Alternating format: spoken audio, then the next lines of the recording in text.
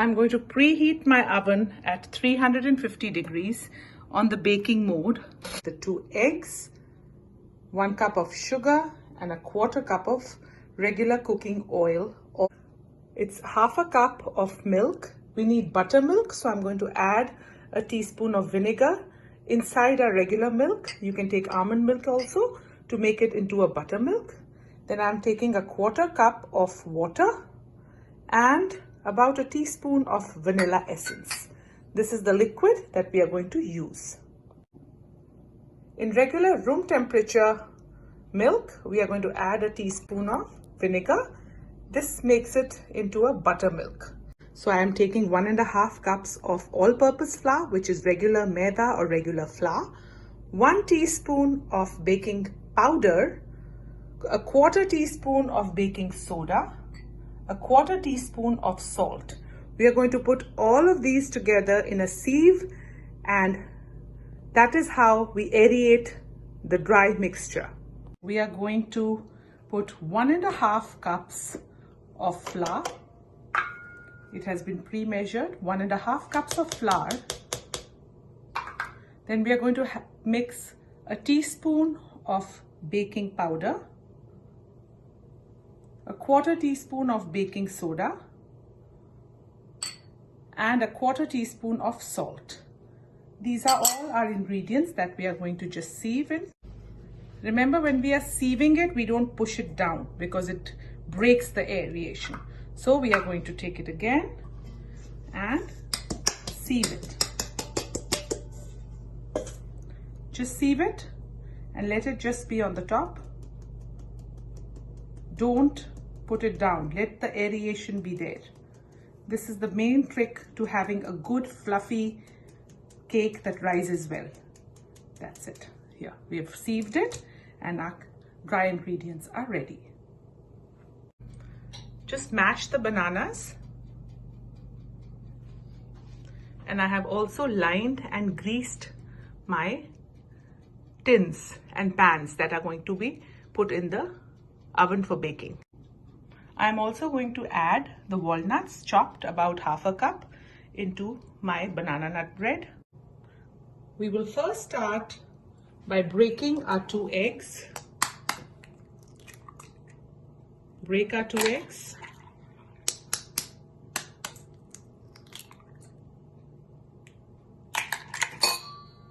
And then we will break them. We are not using a blender. I'm using the traditional way, how a cake was originally made. This is the basic way. Just break the eggs. Then you will add the sugar, 1 cup of sugar. Gently mix it. Also add the 1/4 cup of oil. That's how we are going to now mix everything, and this is what we are going to cream it. We're just going to mix it very well, making sure we'll mix it for about a minute or 2. And see, the fluffiness has started coming. This is what we want. At this stage, we are mixing it very rigorously. Mix it vigorously. See, bubbles have started coming after just about a minute of mixing it. Now we are going to slowly add, first we will add our vanilla essence because we've added the eggs. So we will add the vanilla essence on top of this, gently. We are going to use the cut and fold. Circle it and fold it. This is the method we are going to use to incorporate our flour and the liquid. So we'll take a spoonful, take about 2 spoons of flour and about little bit of the milk. See, if you see, the milk has started curdling, so it has become buttermilk because we added vinegar to it. Just cut and fold. This is how gently we are going to mix our dry ingredients and the wet ingredients. Again, we'll take about 2-3 spoons, sprinkle it around, don't throw it in a lump. This is the trick to make a good cake. A little bit of this mixture of the liquid buttermilk. Again, cut and fold. Cut and fold. Just cut and fold. See, it's slowly mixing. We don't have to break the bubbles. We are aerating it. Again, we will. So we put it up in about 4 times. That's our dry, and then that's our wet.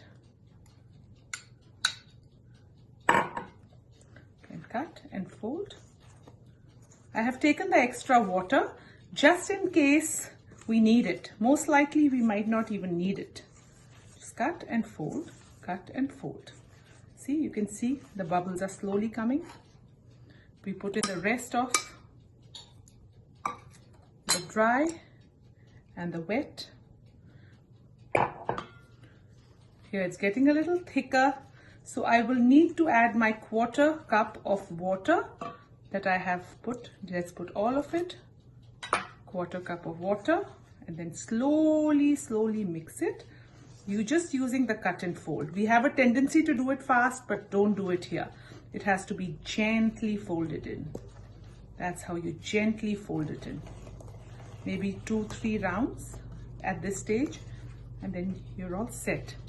If there are these little lumps remaining, try to break them slowly, but don't over mix it, because we want the baking soda and the baking powder to actually do its work and not settle down. See how well it is incorporated, the cake batter. Now I'm going to add my mashed bananas. The mashed bananas will be put in here. Now we just folded them in very gently. Just fold everything in.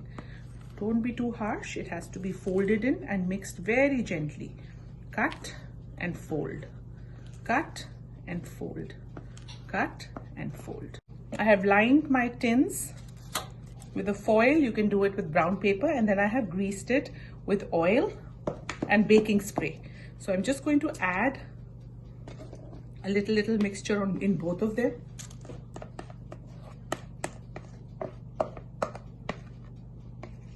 You have to leave a lot of space because it rises also. Now I'm going to take the walnuts and sprinkle over them. If you have nut allergies, then be very careful and you can avoid these. But banana nut bread cannot be generally made without the walnuts. It really enhances its flavor. So I make it with my walnuts. Now I'm going to bake them in a preheated oven of 350 degrees for about 35 to 40 minutes. I'm putting them in the oven. I have made one in the glass pan and one in the tin so that you can see the difference how they come out. In 40 minutes, our banana nut bread is ready. You can see when you touch it, it bounces back. It looks absolutely cooked. We are also going to do a toothpick test. Take a toothpick and put it in one of the center and take it out. If it comes out clean, that means it is cooked. Let's check it out here. Put it in, bring it out. It's absolutely clean. That means our banana nut bread is ready. This one was made in the tin pan. This one was made in the glass pan. If you can see, there is not much difference between the two. They have both risen very beautifully. You can also replace the flour, all-purpose flour, with whole wheat, and it turns out pretty decent and pretty similar. The banana nut bread is ready. This has a very special place in my heart because my mom has taught this to me, and she taught it when I was very young, and she would make it for my birthdays as a special treat. So thank you, Mom. And this is an awesome recipe. They are best enjoyed with warm butter and a cup of tea or coffee, or even a hot cocoa. You can see how soft it is when I've just cut it, and it's really well done. If you like my recipe, then please don't forget to hit the like button and subscribe to my channel. Also, please don't forget to hit the bell icon to get all the latest recipes that I keep on posting. Thank you.